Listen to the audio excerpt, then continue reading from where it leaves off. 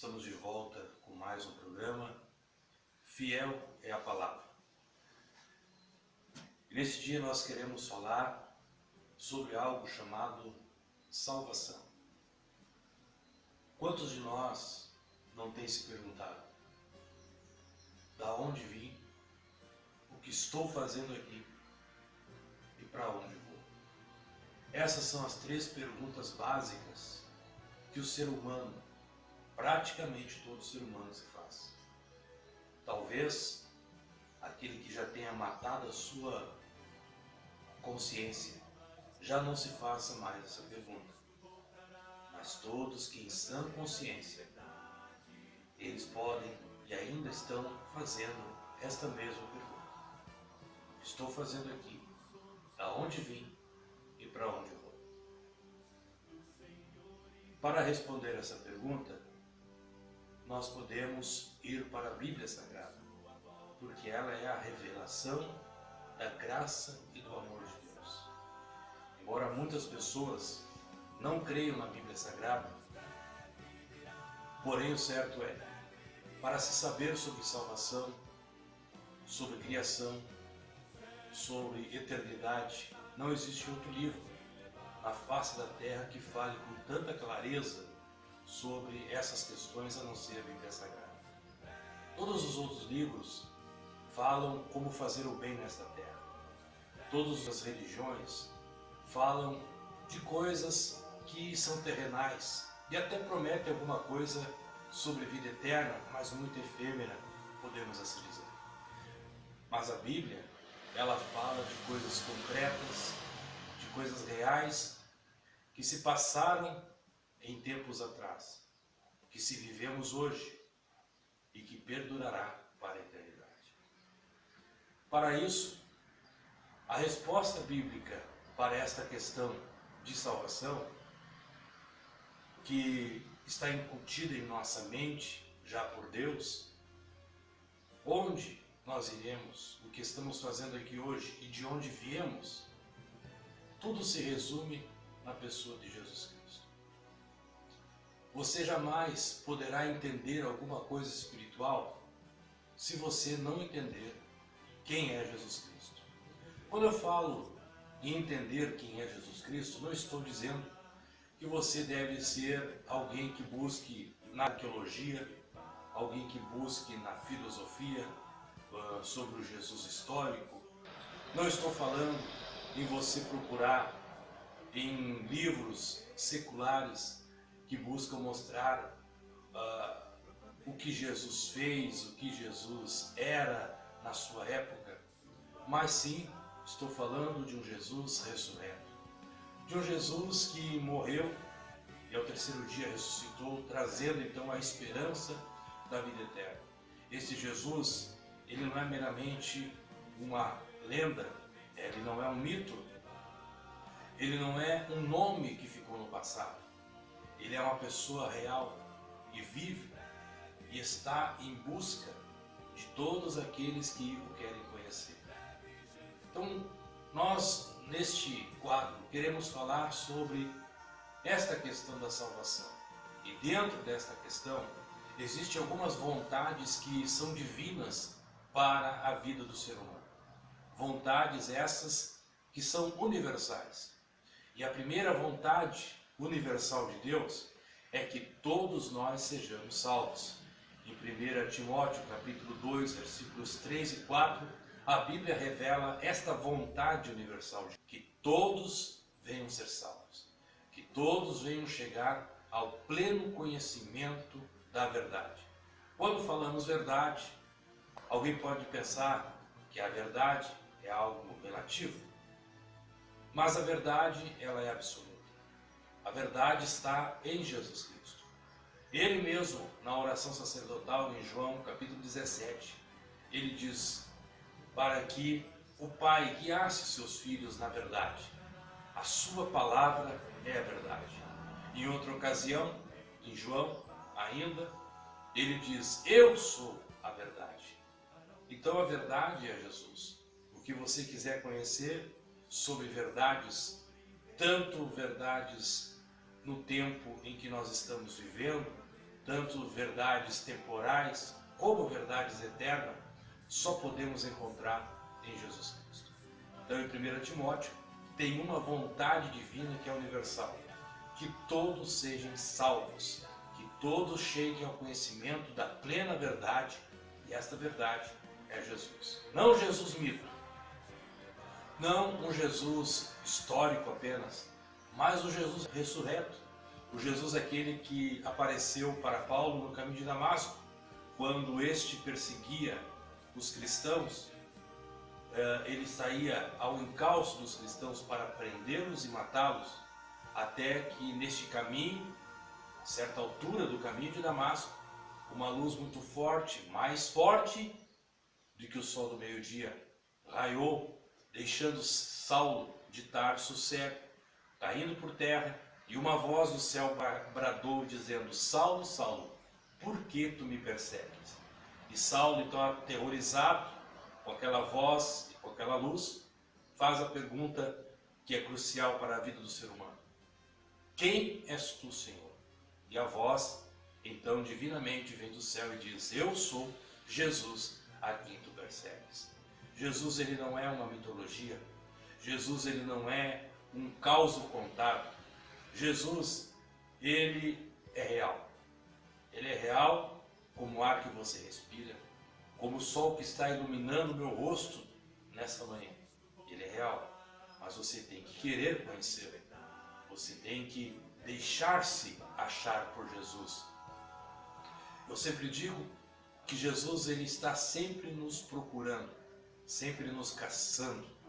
E ele caça-nos não com arpões, ele caça-nos não com espingardas, ele não nos caça com armas naturais. A arma que Deus nos caça todos os dias é a arma do seu amor. O seu amor está estampado em todas as coisas.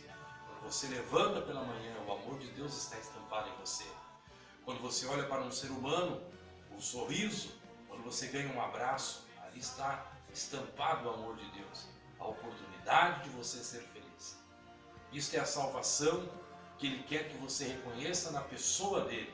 Jesus está tão próximo de você. Se você deixar, você sentirá a sua presença, você sentirá o seu abraço, o seu calor, como um dia, há 22 anos atrás, eu senti este abraço.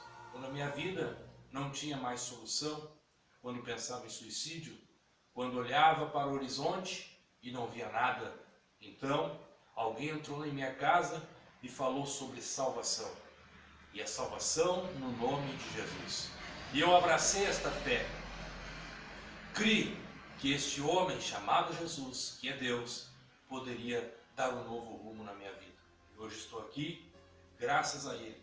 Sou feliz, sou abençoado, tenho tudo que eu preciso nesta terra. Veja, não tenho tudo que quero, mas tenho tudo que eu preciso nesta terra.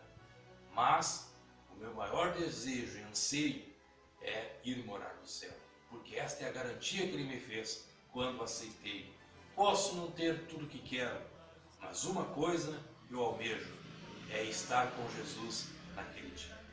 Então a primeira vontade de Deus para o ser humano é que conheça e reconheça que Jesus não é apenas uma religião.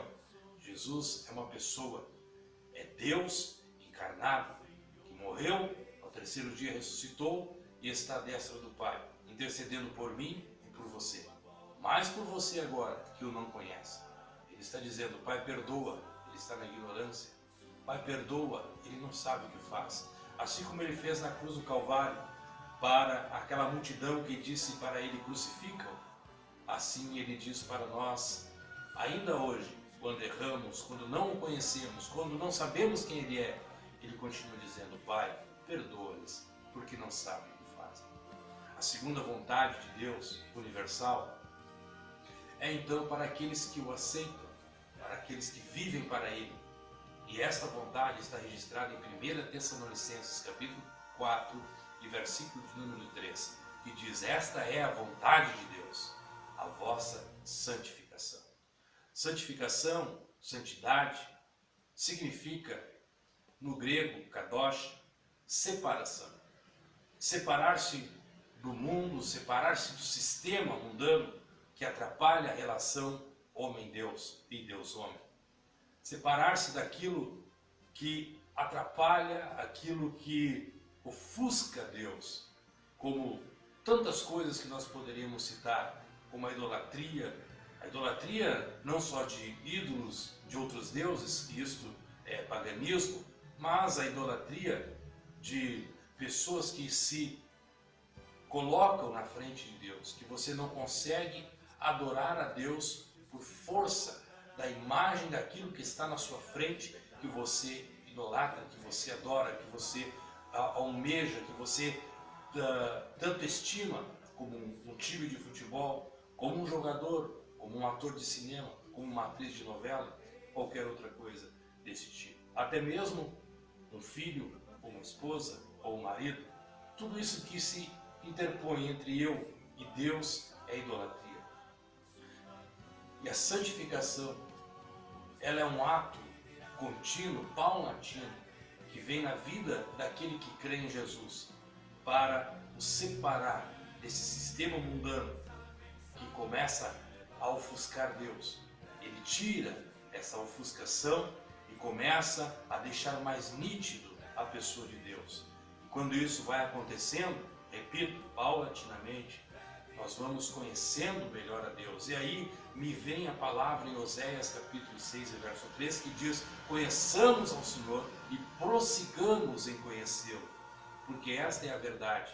Nós temos que conhecer a Deus no momento da salvação, no momento em que Ele nos toca, mas continuar conhecendo ao Senhor Jesus. Porque o cristianismo é uma vida de contínua verdades que são reveladas dia após dia, cotidianamente.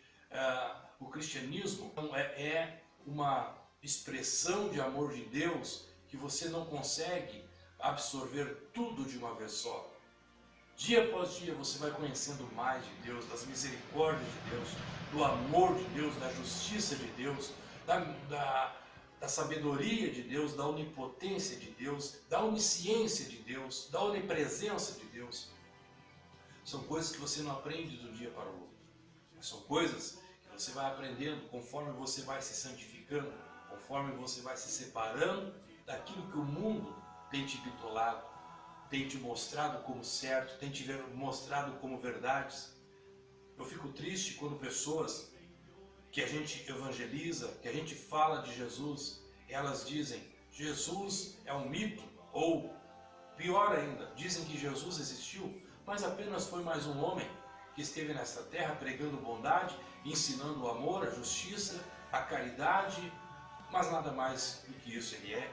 E essas mesmas pessoas que falam isso têm na sua mente a sua concepção de que homens que não fizeram muito por esta vida, não fizeram muito por a sua geração, não fizeram quase nada pelo mundo em que viveram, homens que implantaram regimes, homens que implantaram ideias, filosofias, esses homens que são contraditórios, alguém diz que é bom, outros dizem que são ruins, homens que mataram, homens que lutaram pelos seus ideais e não conseguiram conquistar, mas os seus adeptos lutaram e tentaram conquistar durante décadas. Pessoas hoje estão atrás desses homens, que nada tem a ver com uma vida futura, com uma vida relacionada ao céu, com uma vida relacionada à eternidade, mas elas tiram Cristo do foco e conseguem colocar esses homens que são falidos, esses homens que já estão mortos, esses homens que nada mais têm a fazer e nada mais têm a dar. Eles trocam a verdade de Jesus por a vida desses homens. E dizem que as frases que eles disseram são contundentes, enquanto que Jesus diz que amar o próximo.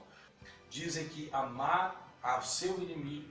Diz que quando alguém der no seu rosto você oferecer a outra face, eles não creem, mas creem naquilo que é disseminado ódio, naquilo que é disseminado a inveja, naquilo que é disseminado discussões, mortes e brigas, violência.